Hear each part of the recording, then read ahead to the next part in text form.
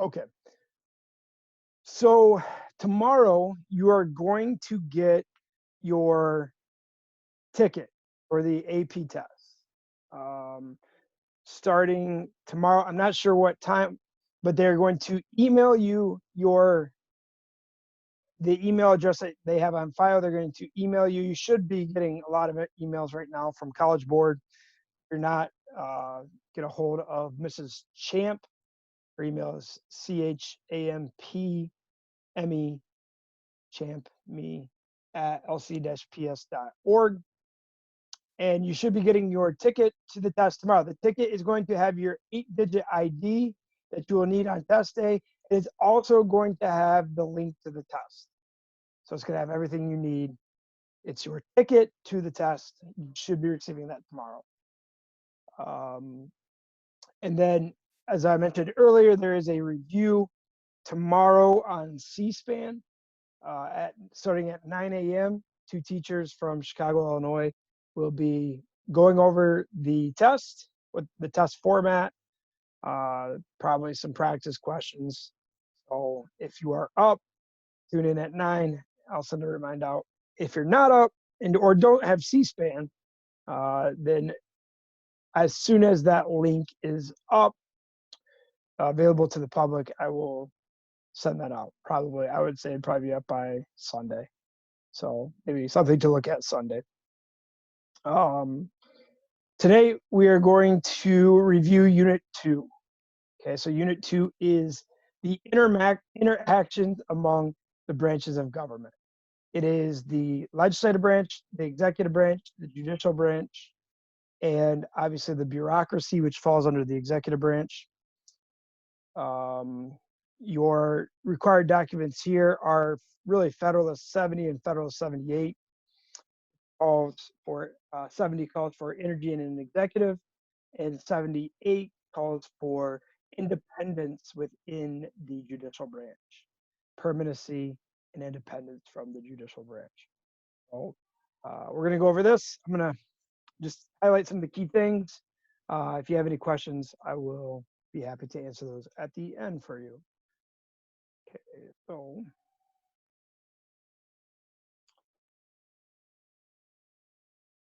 here we go.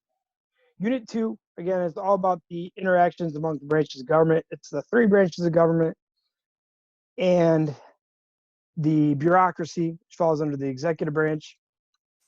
Make sure you know your checks and balances. Make sure you know the ways that each branch can limit the other branches, including the bureaucracy. Make sure you know how the executive and legislative branches can limit the bureaucracy, which we'll talk a little bit about that tonight. I kind of went over this last night. It's okay to start outlining your notes. It's okay to start outlining the reviews. It's okay. You should have already started outlining the 9 required documents. So you can use those on the test. So it's basically an open note test. You do have just 25 minutes to write your argumentative essay and 15 minutes to write your concept application. So you don't want to spend too much time shuffling through your notes. If you got an answer, go with it. Just answer the question. And that's the most important thing. Make sure you answer all parts of the question. Whatever the question is asking you, it's asking you to identify, make sure you identify, describe, and explain. I don't think you can write too much on these tests. It's not possible. The more you write, the more likely you are to increase your chances of getting a good grade.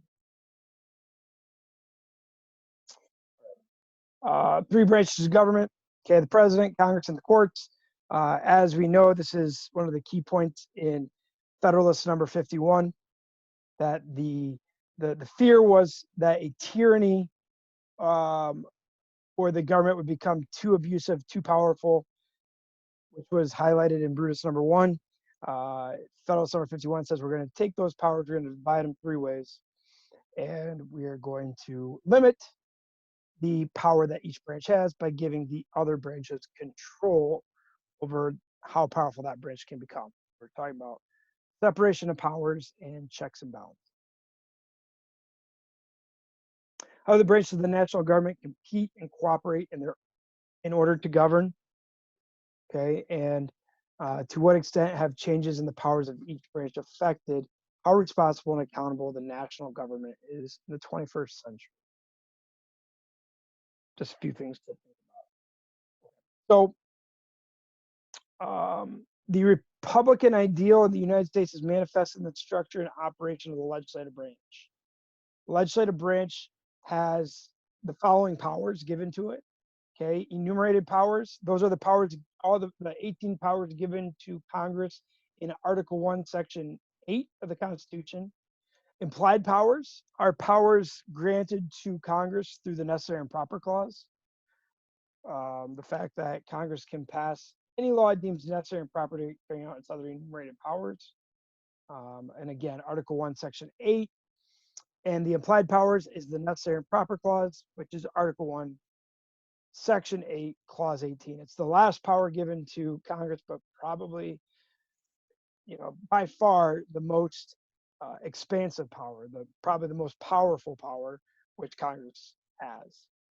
The economic powers of Congress: taxation, coining money, regulating commerce. The Commerce Clause, also another key power that says Congress has the power to regulate any commerce between states. Military powers of Congress: authority to provide for the national defense. I'd also throw in there that only Congress can declare war. I think that's important. And explain why the necessary and proper clause is used for addressing social and environmental issues. It is broadly interpreted. Okay, so the creation of a national bank, McCulloch versus Maryland, right? Does it say that Congress has the power to create a national bank? No, nor in the Constitution does it say that. However, through its other enumerated powers, its power to borrow money, its power to coin money, its power to regulate trade, it technically, through those enumerated powers, it's necessary and proper for Congress to create a national bank. Okay. I also think this is really important too. You should know the differences between the House and the Senate. Obviously, the House has 435 members, and they serve 2-year terms. It was the only branch directly elected by the people, and for that reason, it was thought to be most closest tied to the people.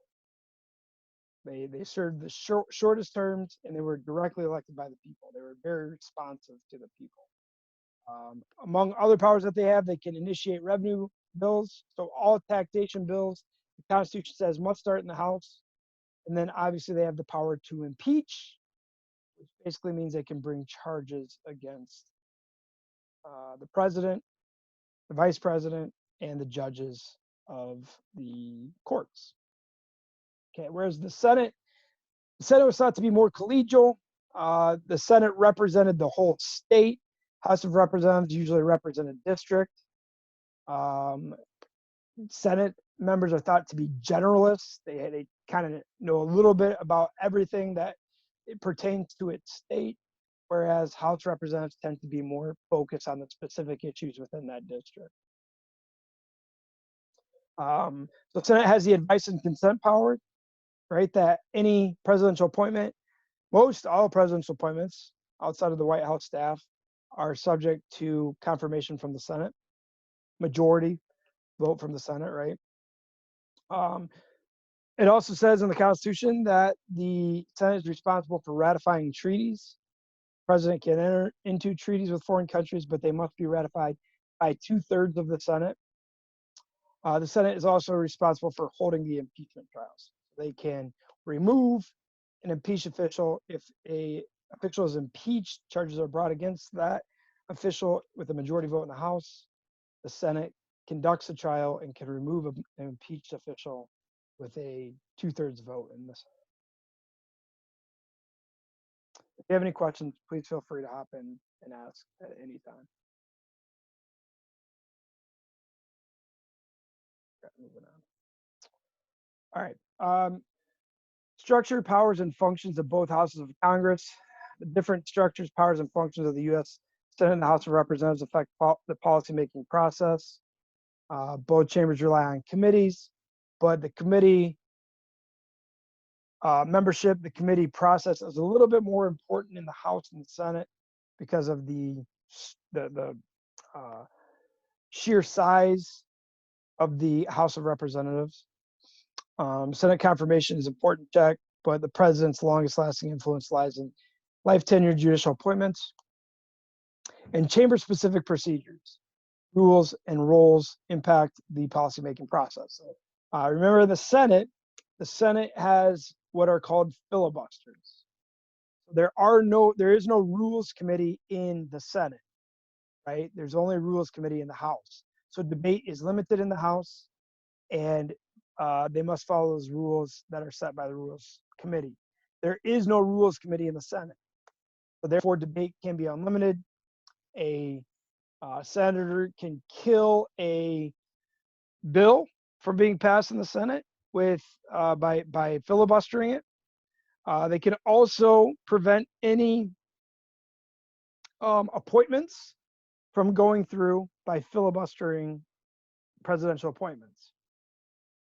A filibuster can be prevented, however, can be stopped by cloture, which requires 60 of the 100 senators to end the filibuster.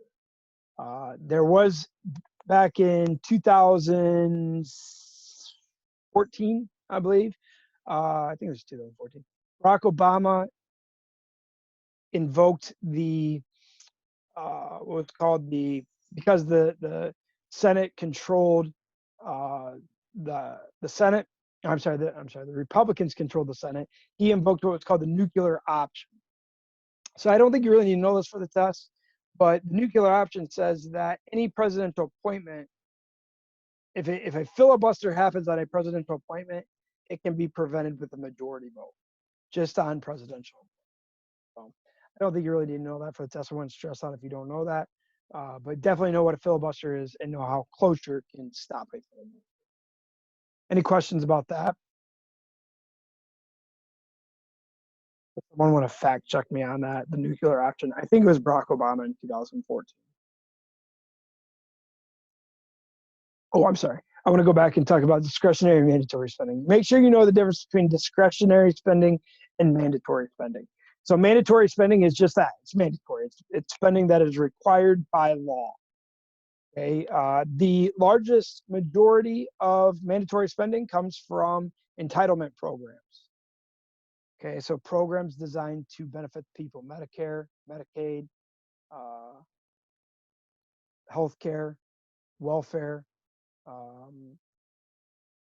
employment loss opportunities, things like that. So that is the biggest portion of mandatory spending. It has to be spent, right? And as mandatory spending increases, the discretionary spending, which is the amount of money left over to spend at the president and Congress's discretion, how they decide to choose it, how they want to choose it, or how they want to spend it, decreases. So as mandatory spending increases, discretionary spending decreases, unless obviously you're going to bring in more money, right? And the only way we know that the government brings in money is taxation, right?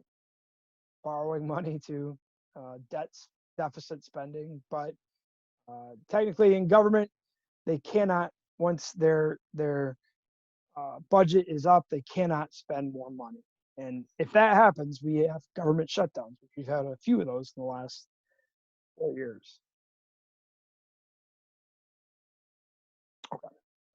Divided government, congressional behavior, governing effectiveness. Divided government versus unified government, right? Divided government is where one party controls. So it could be one party controls Congress, the Republicans control Congress, then the Democrats would be in control of the presidency, the executive branch, right? So it's usually when one party controls one chamber, one branch, and the other opposite party controls the other branch. Right now, it was said that we would have a divided government because although Republicans control the Senate, Democrats control the House. Okay, so that makes it much more difficult for one party to streamline legislation when it controls all three parties. Okay. Um, so we have a divided government. Unified government is when one party controls the House, the Senate, and the presidency. Okay. Partisanship, we know that partisanship is the key factor in how Congress members vote, right? That Republicans tend to vote conservatively on bills and Democrats tend to vote liberally on bills, right? We have what's called the um, polarization, party polarization, that Republicans are becoming more conservative, Democrats are becoming more liberal, and they are kind of moving further away from the moderate middle. So that's important. And then bipartisan. So when we have a divided government, it's important for both parties to work together, else we get what's called gridlock, right? And if the parties can compromise, if they can work together, if they can come to agreement on passing laws that are bipartisan, I think, obviously the most recent example was the stimulus checks that were sent out to Americans. And I would say that was a very, it was, each party had its own agenda. There were certain parts of the bills that favored conservatives, certain parts that favored liberals. But I think, coming together to help out people in general was a bipartisan.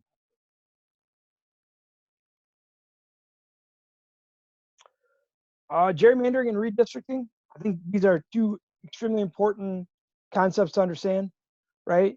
So every 10 years, the census happens and we have reapportionment, right? Where all 435 states in the House are reapportioned back to the states based on the results of the census. And states can either gain seats in the House if they gain enough population, they can stay the same, they can remain unchanged, or they can lose seats in the House if they lost enough population. So the last 2010 census, well, obviously we just had the 2020 census, and those results will come out in the 2022 election. So we will get those results, and then the states will be reapportioned. The House seats will be reapportioned. Well, yeah, it'll be the House election of 2022. It takes a couple of years for that to happen, but they're reapportioned, and we know that once a state is assigned its number of House representatives, they are responsible for redistricting. Okay, there was the Supreme Court case. There's really two of them. Baker versus Carr, which basically said that yes, states and state legislatures could be forced to redistrict. It was a judicial issue, justiciable issue, where the federal government could require states to redistrict, right? And then Shaw versus Reno, which was the racial gerrymander, that gerrymandering on the basis of race was a violation of the 14th Amendment Equal Protection Clause. They both were, right? Baker versus Carr was one person, one vote, that everyone's vote has to count the same. You can't have one district with 1 million people and a neighboring district with 100,000 people. That is not political equality, right? So one person, one vote, that everybody's vote had equal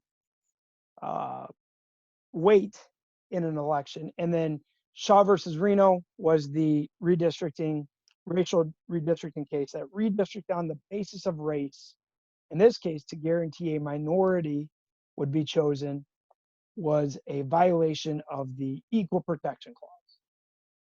So districts cannot be redistricted with race being the sole factor. Okay.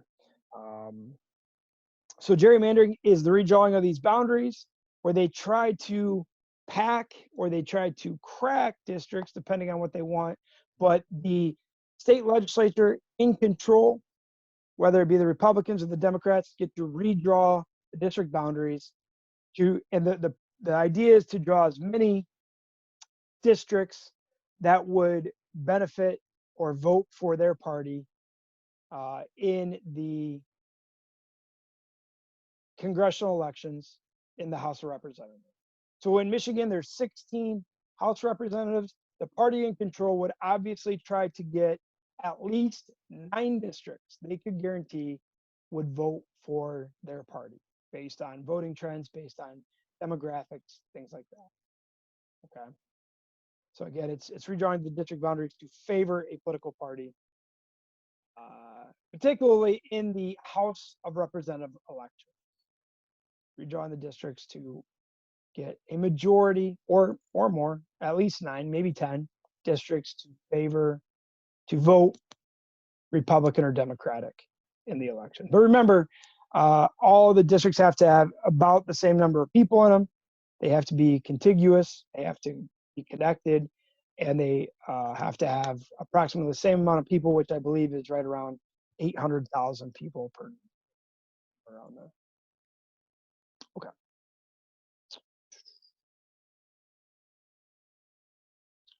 All right. Oh, sorry. All right. Talking about the presidency. Presidency has been enhanced beyond its express constitutional powers. So we'll talk about that, right? These are the constitutional powers. These are the formal powers given to the president in the Constitution. The power to veto is the president's check on the legislative from passing any law they want. Okay. The pocket veto, same thing. If the president takes no action within 10 days of arriving at his desk, and if Congress has fully officially adjourned, it is vetoed and cannot be overridden when Congress comes back. So the main idea of this is really to keep Congress in session. But if Congress is in session and the president doesn't do anything with it, it becomes a law. So it depends on what Congress does. If they're in session and he takes no action on it for 10 days, it becomes a law. If they adjourn within 10 days and president takes no action, it would be vetoed and could not be overridden. Regular vetoes, presidential vetoes, can be overridden by 2/3 of a vote of both chambers of Congress, the House and the Senate. Pocket vetoes cannot be overridden. Right? Treaties, the president can enter into treaties with other countries. That is his power as the leader of the country, as his role as diplomatic leader to deal with other countries. But remember, those treaties must be confirmed by 2/3 of the Senate. And commander-in-chief, the president, is the head of the military. He makes all decisions regarding the armed forces, except for declaring war. We know that only Congress can declare war. All right. So these are informal powers. These are powers that have been developed over time. And part of this, I think, comes from the Federalist number 70, energy and an executive. This is what Hamilton was talking about when he said energy and executive. We need somebody to make quick decisions. And over time, this has come to include executive orders and executive agreements. Executive orders are entered by the president that are like laws. They have the effect of law, but they're not laws. They don't need to be approved by the Senate, the House, or Congress. Okay, but remember, these are only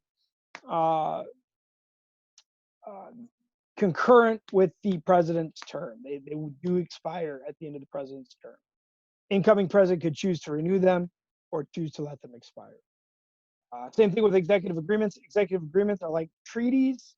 They're agreements with the United States and other countries, but do not need to be approved by the Senate like a treaty does.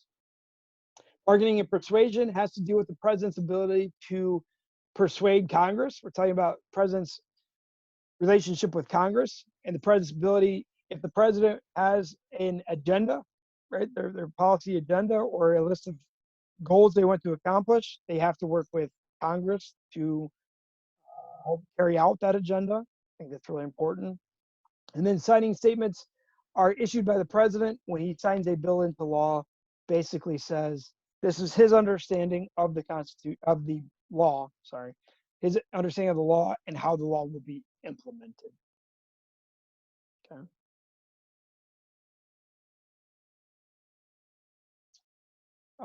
Communication technology of the president.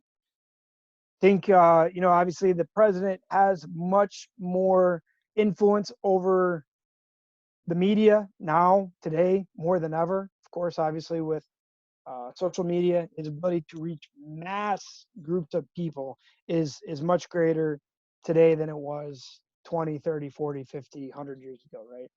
Bully pulpit. I think you definitely need to know what the bully pulpit is. Uh, so, is it on here? I think it kind of comes with persuasion. Was on the last slide. No, I don't think it was. But bully pulpit is basically the president's use of the media to portray his agenda, to advance his agenda, to pressure Congress for action.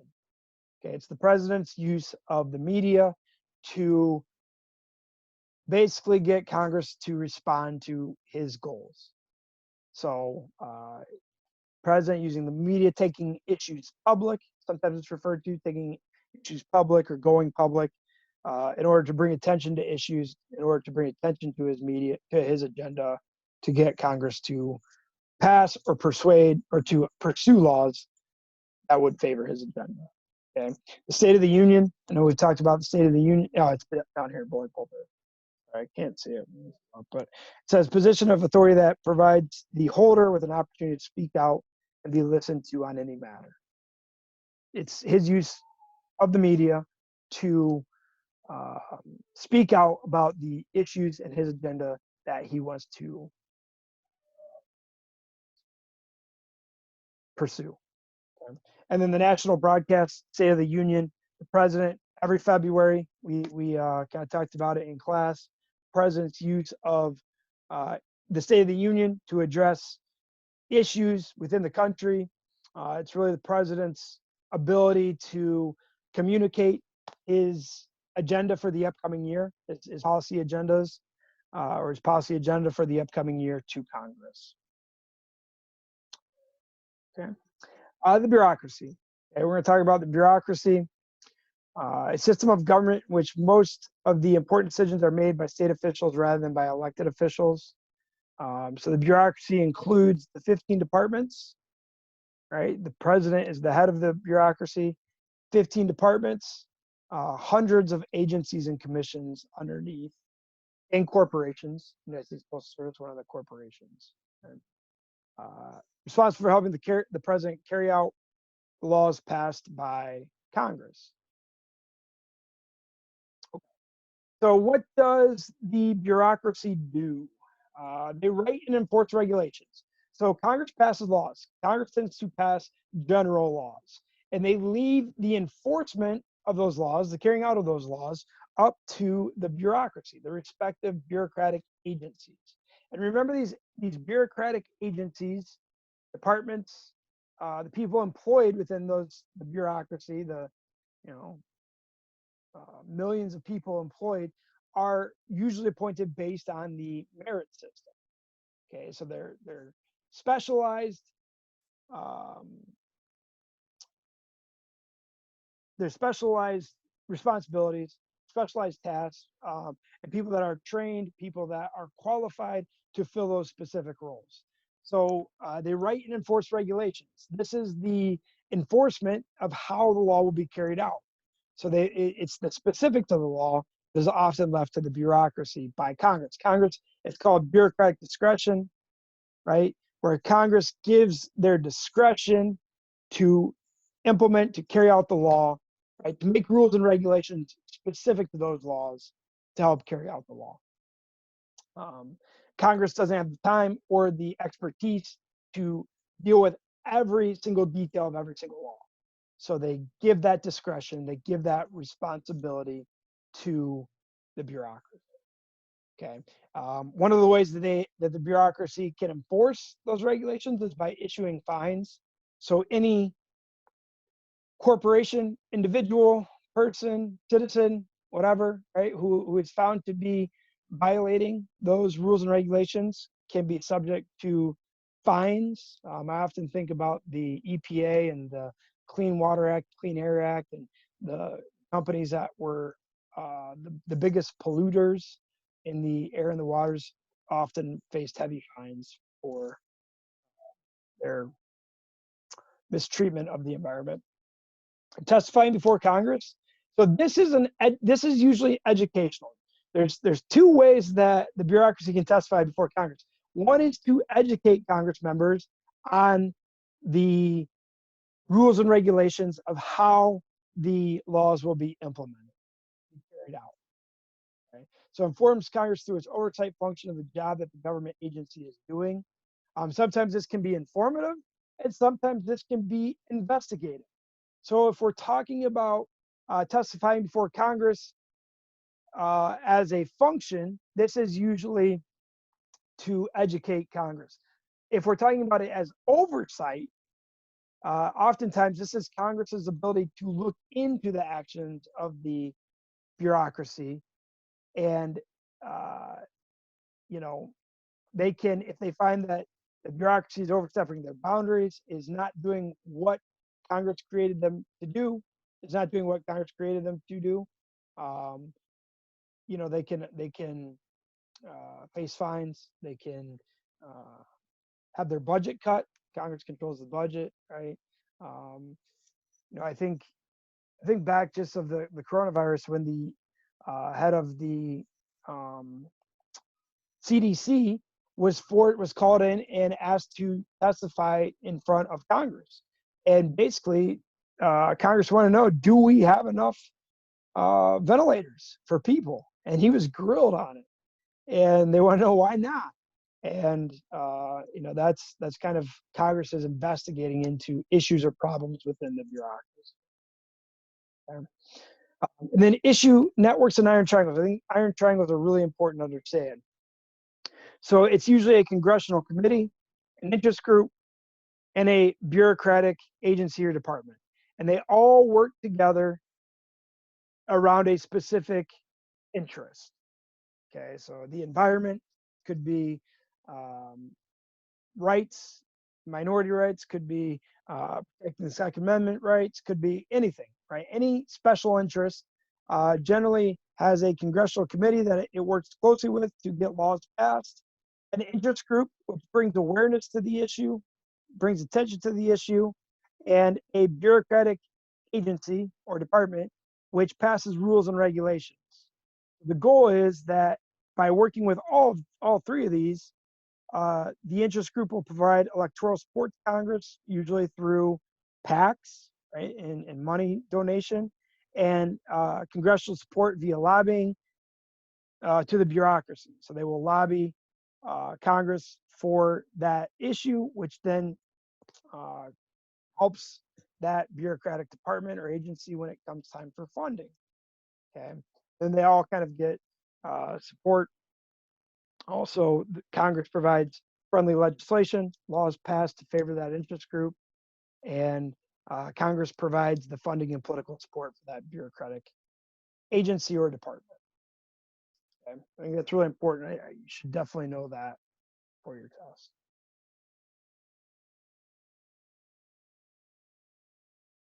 Right? Oversight. Oh, sorry. Yeah, oversight. So I talked about that the bureaucracy can testify before Congress, to provide information, or they can often be asked to testify in front of Congress, which is usually not good. That is, you know, something is going on. Congress wants to know, look into specific actions of that agency or department. Something has happened. Okay. And there's a couple good memes up there, but the oversight. So this is basically how does Congress control the bureaucracy? Okay, so they can provide oversight by funding. We talked about that power of the purse. Congress controls the budget of the bureaucracy and is responsible for allocating funds to those departments and agencies based on the agenda of the president, what the president wants, and how the president can pursue his agenda policy through those respective agencies and departments. And then also, agencies and departments can be asked to testify in front of Congress to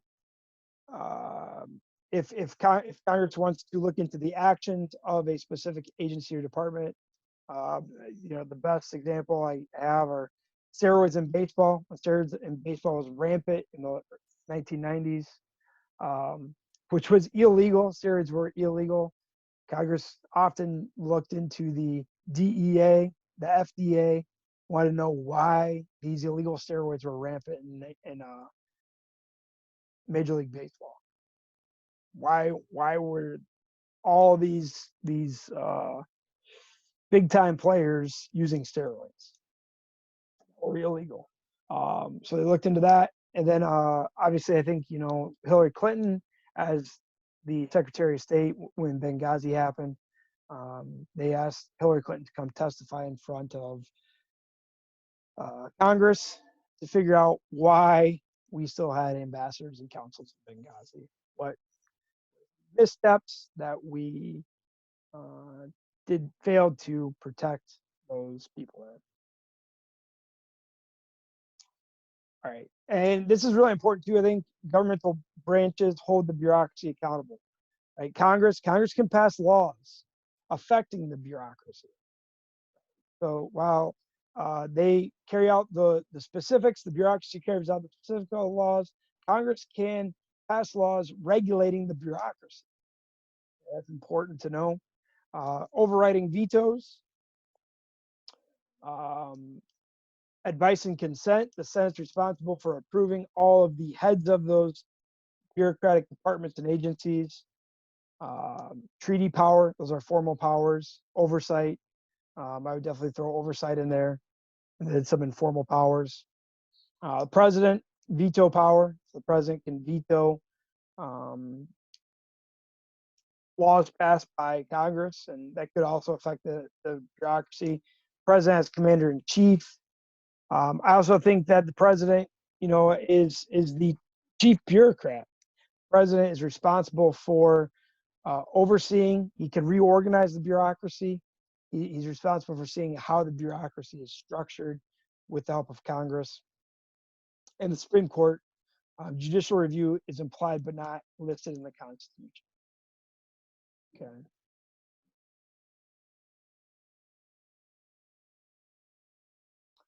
And I think that's it. That is it. All right. So any questions about anything I talked about tonight? This is up for you. If you do have any questions, or if you want to ask any individual questions, please feel free to do so at the end. This is up for you on Google Classroom, so it's available to you. If there's anything that you were unsure of, or anything you want to go back and look over, please feel free to do so. Any questions, I'd be happy to answer those. If not, remember that the two teachers are going to be on C-SPAN tomorrow morning at 9 a.m. So if you're up early, feel free to tune in and watch that if you have C-SPAN.